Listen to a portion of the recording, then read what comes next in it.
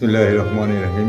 সম্মানিত দর্শক, আপনারা যে যেখান থেকে দেখছেন সকলকে আন্তরিক শুভেচ্ছা ও অভিনন্দন। দর্শক, আজ একটি কথা বলবো। কথাটি হচ্ছে, জীবদ্দশায় খোলা আকাশের নিচে কারা জেল কাটে আপনারা কি জানেন?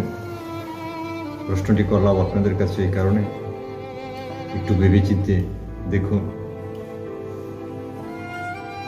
প্রবাসীরা জীবদ্দশায় তারা খোলা আকাশের নিচে জেল খাটছে। আসলে কথাটি শুনলে একটু অবাকই লাগবে, কিন্তু বাস্তব। তারা টাকার জন্য আর পরিবারের আর্থিক সচ্ছলতার জন্য প্রবাসে কত কষ্ট করছে। জেলখানা এক ধরনের আরামায়েশ পাওয়া যায়, কিন্তু প্রবাসে আপনাদেরকে বোঝাতে পারবো না যদি না এসে বাস্তবে দেখেন যে প্রবাসে জেলখানার চেয়েও কষ্ট। কারণ এমনও জায়গা আছে সে মাসে একদিনও ছুটি পাচ্ছে না। রাতের বেলায় ঘুমাতে গেলে ছোট্ট একটি খাটের মধ্যে দুইজন ঘুমাতে হয়, একজন উপরে একজন নিচে। আবার একটি রুমে 10 থেকে 12 জন 14 জন লোক, তবুও তারা মিট করে নিচ্ছে। একটি জেলখানায় হয়তো তাকে শারীরিক নির্যাতন করে, কিন্তু একটা মানুষকে শারীরিক নির্যাতনের চেয়েও বেশি মানসিক নির্যাতন করা হয়। একজন প্রবাসী সে প্রত্যেকটা সময় প্রতিটা মুহূর্ত চিন্তা করে তার বাবা কেমন আছে, তার মা কেমন আছে, তার বোন কেমন আছে, তার ছেলে মেয়ে কেমন আছে।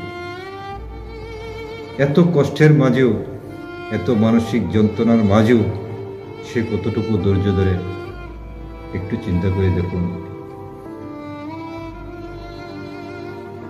তার ছেলে যখন, ছোট্ট ছেলেটি যখন ফোন করে, বাবা ভাত খেয়েছো, তখন সে না খেয়েই বলে আমি ভাত খেয়েছি। ছেলেটি যখন বলে কি দিয়ে ভাত খেয়েছো, সে বলে মুরগি দিয়ে ভাত খেয়েছি, নতুবা মাংস দিয়ে ভাত খেয়েছি। সে কখনো বলেনি যে আমি এখনো ভাত খাইনি। এ হচ্ছে প্রবাসী, এ হচ্ছে খোলা আকাশের নিচে বাস্তব জীবনের নামের জেলখানা। আজকে প্রবাসীর কাহিনী বললে আপনাদেরকে এক রাতেও আমি শেষ করতে পারবো না। তবু স্ক্রিনে একটি ছবি দেখতে পাচ্ছেন, সে 14 বছর যাবৎ এই প্রবাসের মাটিতে কাজ করছেন। তার অনেক আশা আকাঙ্ক্ষা। তার আশা আকাঙ্ক্ষা শুধু তার নিজের জন্য নয়, তার এই আশা আকাঙ্ক্ষা তার পরিবারের জন্য। সে কখনো বুঝতেই পারেনি সে পুনরায় তার নিজ দেশে তার বাবা মার কাছে, তার ছেলে মেয়ের কাছে ফেরত যেতে পারবে কি পারবে না। তবুও সবকিছু জিম্মি করে তার বুকের মধ্যে পাথরের মতো শক্ত করে চাপা দিয়ে রেখে সে নীরবে নিবৃত্তে সকলের মাঝে প্রবাসের মধ্যে কাজ করে যাচ্ছে এবং সকলকে আর্থিক সচ্ছলতা দিয়ে যাচ্ছে। দিনের পর দিন, রাতের পর রাত সে পরিশ্রম করে যাচ্ছে। অথচ একদিন এই প্রবাসীরা দেশে গেলে তাদেরকে অবহেলার চোখে দেখে, অবহেলার পাত্র হয়ে ওঠে। কেন ভাই? এই প্রবাসীরা কি যে কষ্ট করে, তারা হয়তো প্রচুর টাকা ইনকাম করে, কিন্তু মানসিক দিক দিয়ে তারা খুব